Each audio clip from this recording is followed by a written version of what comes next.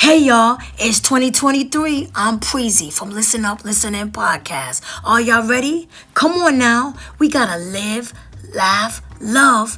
Love you first because you can't love anything or anyone unless you love yourself first. Keeping God in our lives, staying healthy, staying focused. Hold and squeeze your family and your pets just a little bit tighter. That's the main goal.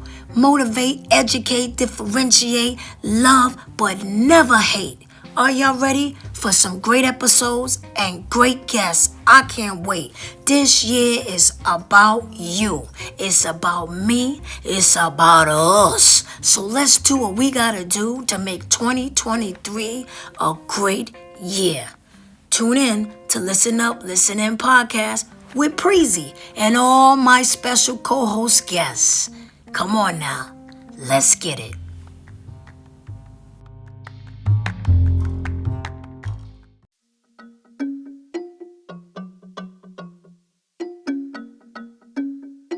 Tanya, you ready? Listen up, listen in. Listen up, listen in. Listen up, listen in. Listen up, listen in. Listen up, listen in. Thanks for tuning in. Let's have a conversation. Talking worldwide, it don't matter your location. What you going through and the topic may have relation. Let's get some motivation. Swap out education. Every Friday we heal, laugh, improve, and grow. Put some nutrients in your mind, give you food for the soul. I know you pumped and preparing for your weekend and low. Might as well join the discussion and tune into the show. Listen up, listen in. Listen up, listen in. Listen up, listen in. Listen up, listen in. Listen up, listen in. Hey everyone, thanks so much for tuning in to Listen Up, Listen In podcast. I'm your host, Preezy. Now before I start today's episode, I would love for you guys and gals to follow me on social media. Go to Instagram, Listen Up, Listen In 5687, and on Facebook, Listen Up, Listen In. You can also email me at listenuplisten5687@gmail.com. If you have any questions, comments, or concerns, by following me on social media, you'll be able to see all the platforms my podcast is on. Wherever you consume my podcast, hit the subscribe button so you can be notified when a new episode is posted. Rate, review, and share this podcast. Now let's get back to Listen Up, Listen In.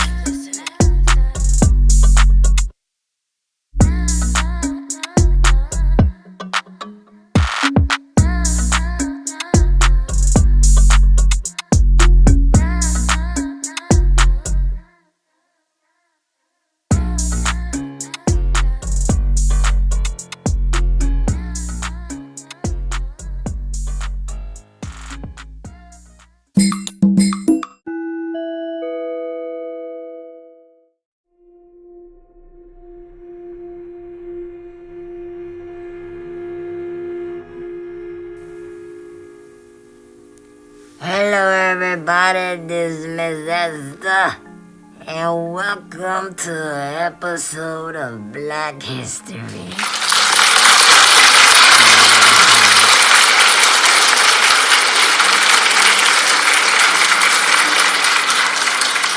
Now, before I get started, y'all know that Will Smith, the little boy, the boy that slapped that man, and they slapped a nice man on that stage. One name is Chris, was it Chris Pebble? Chris Rock. He slapped that boy on the stage of the Oscars. Oh, Lord, I was so upset. I was sitting drinking me some, I think I had me some Jack Daniels. Me and Willie Earl, we were sitting up there watching, what the name of that show, please? What the name of that award show? I don't know. Jeremiah Joseph, Oscar. We were sitting up there watching, I think it was the Oscars. The people get the award, that little gold man, the little bull-headed gold man, that statue that they have. Who made that statue? I don't know about that statue. That statue don't look right. Anyway, and at first I had thought it was a joke. Cause, they like to joke around, when they're doing the show. And he walked up there, but they said something. He said something about Jada Pinkett. And then, That man got up from his seat and walked up there and said, "Banga boonga bak." That's what it said. That's what I heard on my TV, and I got a brand new TV with the sound that's surrounding. And he said, "Banga boonga bak." And that the little boy got hit, the man, the nice man. Oh, that's a nice man. I like that little Chris Rock, you know. And he said, "What did that man just hit me? That man just hit me. What you do that for?" And Will Smith said, "You don't say nothing to my wife." And he said, "Man, I was just playing." He said, "You heard what I said? Don't just say nothing to my wife. You know? Yeah, don't make no joking about her."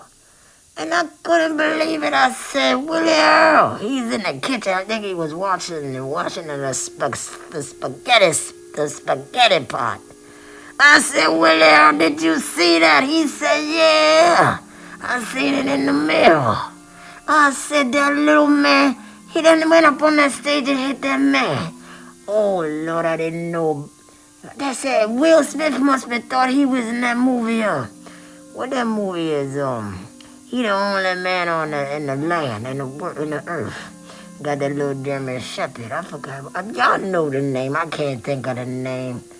It's something, the Lost World. I don't know, but y'all know he was the only one there because of the zombie people and something that took over the world and made it in New York City. And nobody was there but him and that Seppi and a whole bunch of mannequins for Macy's department store. I said, what is he, crazy? You don't just walk up to a grown man and slap him in the face, bang-a-boo. You don't do that. And I said, Will Smith, if he got a award, I would. Oh, Lord, he lucky I ain't there. He better be glad I wasn't there. I would have said, "Will Smith, get off me," security guard trying to grab on me. "Let me tell you something. My name is Miss Esther. And you ain't got no business putting your hands on a grown man." And I was quite surprised that little nice man didn't hit him back. But he probably couldn't, because it would have been like a family feud up there. And Jada running up in there and his people running. It would have been a mess. But I like to say, I know he feels so bad not to do nothing. He grown man, another man hit you. And that was so disrespectful. I love both of them, but that was wrong. You don't put your hand on nobody. And so I like to say, kudos to you, Chris Rock.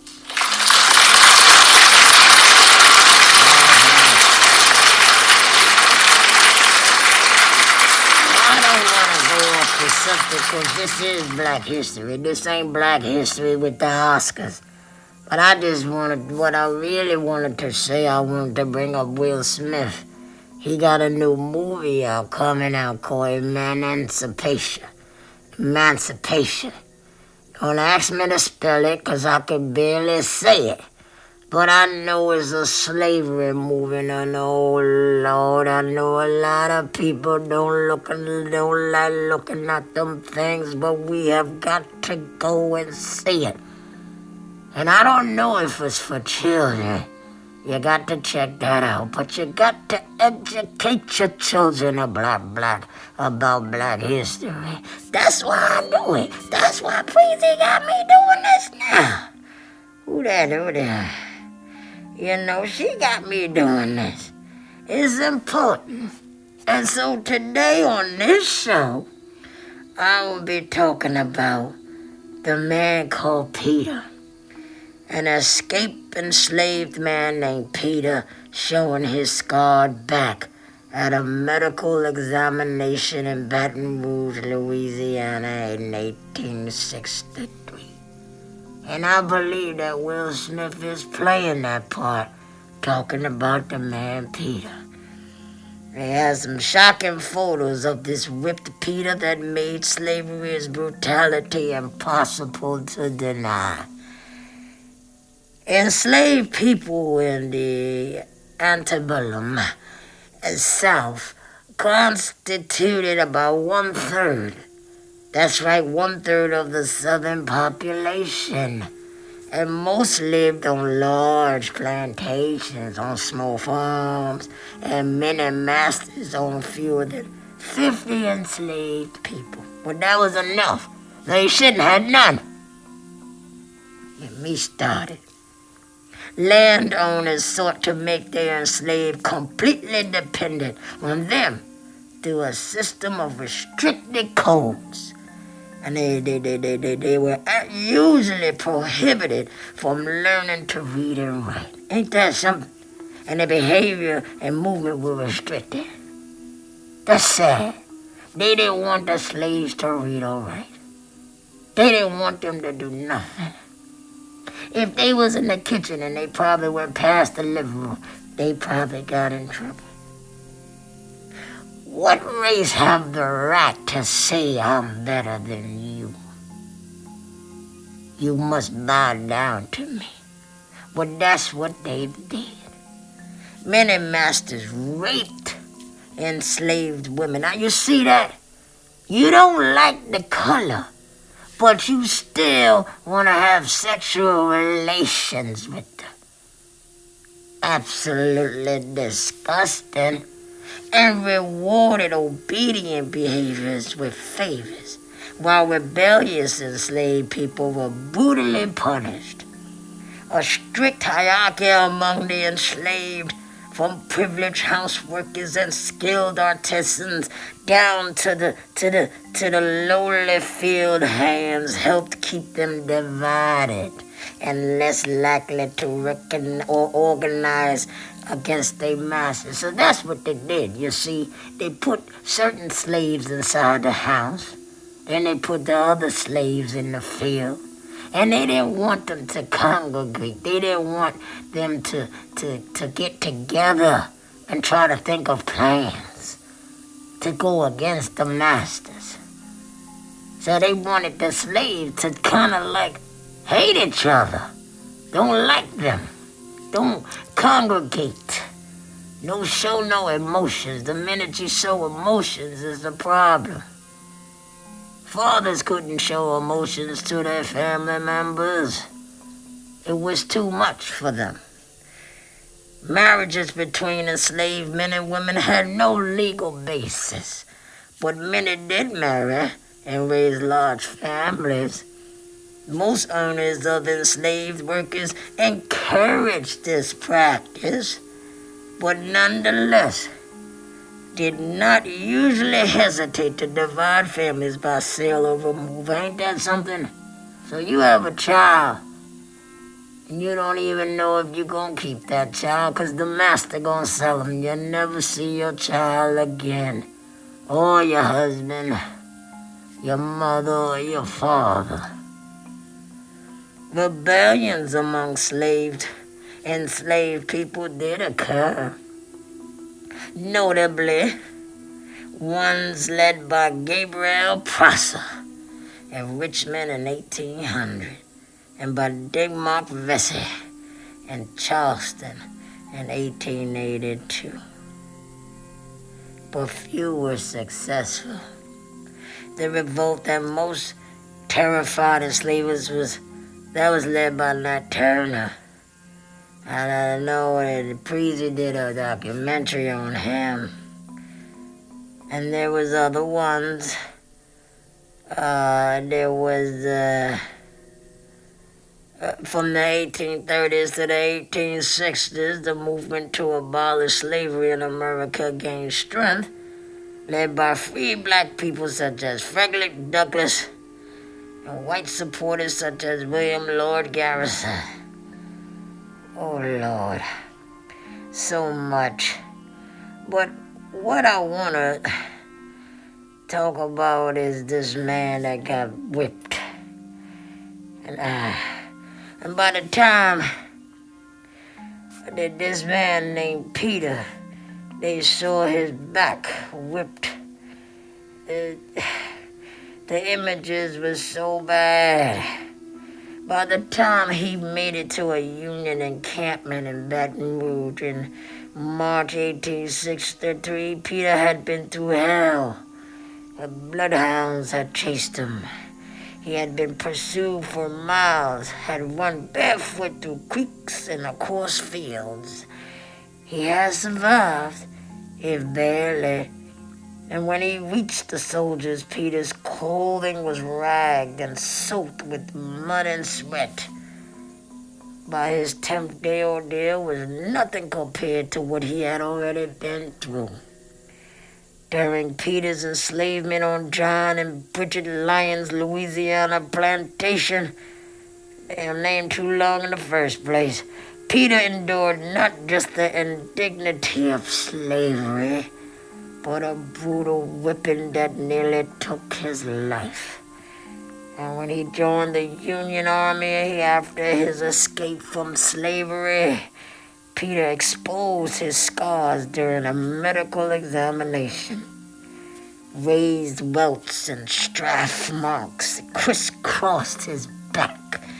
The marks extended from his buttocks to his shoulders, calling to mind the viciousness and power with which he had been beaten. It was a hideous constellation of scars, visual proof of the brutality of slavery.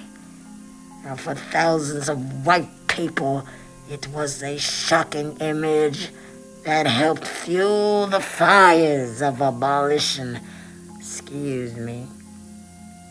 Abolition during the Civil War. They had a photograph of Peter's back. Lord, I seen that picture. I couldn't believe what I saw. Became one of the most widely circulated images of slavery of its time. Galvanizing public opinion and serving as a wordless indictment of the institution of slavery. Peter's disfigured back helped bring the stakes of the Civil War to life, contradicting Southerners' insistence that their slaveholding was a matter of economic survival, not racism. And it showed just how important mass media was during the war that nearly destroyed the United States. Not much is known about Peter aside from the testimony he gave to the medical examiners at the camp, and the image of his back, and the keloid scars. It bubbled up. It was so bad. He suffered from those beatings. He told examiners that he had left the plantation 10 days earlier, and that the man who whipped him was the plantation's overseer, Arteliu Carrier. After the whipping, he was told he had become a sort of crazy and had threatened his wife. And as he lay bed recovering, the plantation owner fired the overseer, but Peter had already determined to escape. Peter and I think it was about 3 other enslaved people escaped by the cover of night. But one of their companions was murdered by a slave hunter. Oh yes, they had slave hunters. You escape, they call them up. They send the dogs and everything and look for you. And they kill you. Yeah, he was murdered by slave hunters who came in pursuit of Lyons' property. The surviving escapees rubbed onions on their bodies to escape the bloodhounds the slave catchers used to pursue them. Ain't that something? Well, I never thought about no onions. Onions. Might keep some people awake. Only after days of pursuit did they reach the Union encampment, weeping with joy when they were greeted by black men in uniform. They immediately enlisted. The white soldiers who inspected Peter were horrified by his wounds. Suiting the action to the word, he pulled down the pile of dirty rags that half concealed his back. It sent a thrill of horror to every white person present. But the few blacks who were waiting paid but little attention to the sad spectacle. Such terrible scenes being painfully familiar to them all. See, it wasn't nothing new to the blacks, because they've seen stuff like that before. But though Peter's experience was shared by thousands of enslaved people, it was foreign to many Northerners who had never witnessed slavery and its brutality with their own eyes. Mass media was still relatively new, and though escaped slaves and other eyewitnesses might have brought stories of whippings and other punishments north, few had seen the evidence of the oppression of slaves. See, they heard about it, you understand, but they ain't never seen it until Peter showed his back. McPherson and Oliver, two photographers who was at the camp, photographed Peter's back, and the photo was reproduced and distributed all over. It was all over. Distributed as a Carter-Day visit, a trendy, new photographic format. The small cards were cheap to produce and became widely popular during the Civil War, providing a near-instant look at the war and its plays as it unfolded. And Peter's photo quickly spread across the nation. I have found a large number of the 400 or so contrabands, people who had escaped slavery and were now protected by the Union Army, examined by me to be as badly lacerated as the specimen represented in the enclosed photograph. J.W. Mercer, a Union Army surgeon in Louisiana, wrote on the back of the card. You know, he sent it to Colonel L.B. Marsh. This card photograph should be multiplied by 100,000 and scattered over the states, an anonymous journalist wrote. The image was a powerful rebuttal to the lie that enslaved people were treated humanely.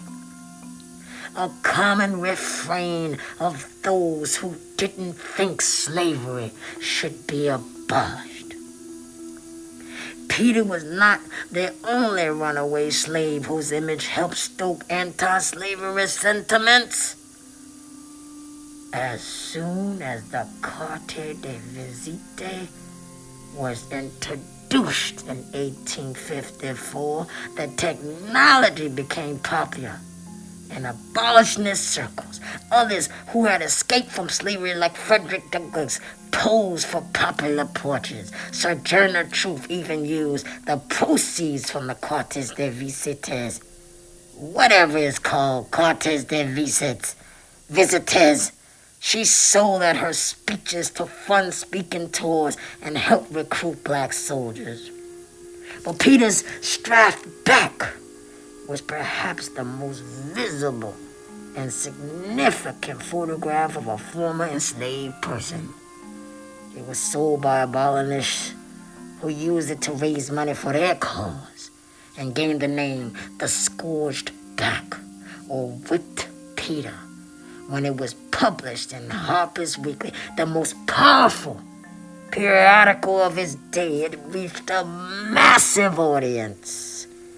The spread also stoked confusion when Peter's name was listed instead of Gordon's. And this photo was also decried as fake by the Copperheads, a nickname for a faction of Northerners who opposed the war and was loudly sympathetic of the South and of slave ownership. and an unnamed Union Army soldier who had taken the photograph shot back with a long account that upheld the veracity of the photograph. All the logic of the blind and infatuated believers in human slavery cannot arrest or thwart the progress of truth any more than they can prevent the development of the positive picture when aided by the silent and powerful process of chemical. Oh, Lord.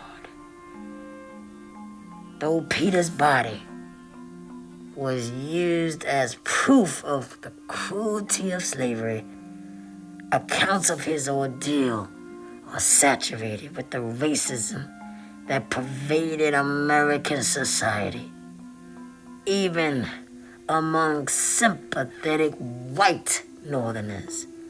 The Harper spread referred to Peter as possessing unusual intelligence and energy, laying bare stereotypes of black people as stupid and lazy. A surgeon who was present at his examination noted that nothing in his appearance, did I say that right? Nothing in his appearance indicates any unusual viciousness, as if anything could justify a whipping. It is so sad when you look back at pictures of slavery and the whippings that this man endured and many other slaves have endured will break your heart. We must continue to educate ourselves with Black history. Read, learn, study, teach. Slavery in America. This is Black History with Miss Esther. See you next time. And don't forget to go see that movie Emancipation. I know that little boy slapped that man on the stage and he said he was sorry. And I'm pretty sure he's embarrassed. But go see the movie. God is good all the time, and all the time God is good.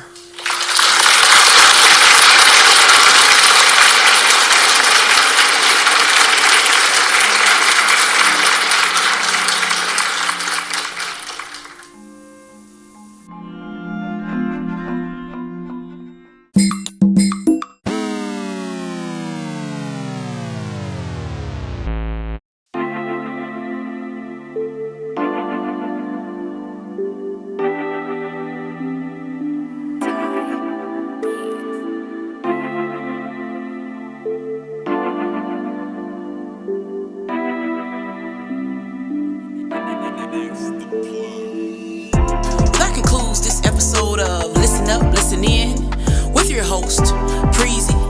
Hey, yo, Preezy, tell them how to keep in touch, baby. Go to Instagram, Listen Up, Listen In 5687, and on Facebook, Listen Up, Listen In. You can also email me at listenuplistenin5687@gmail.com. If you have any questions, comments, or concerns, by following me on social media, you'll be able to see all the platforms my podcast is on. Wherever you consume my podcast, hit the subscribe button so you can be notified when a new episode is posted. Rate, review, and share this podcast. Listen up, listen in. Listen up, listen in.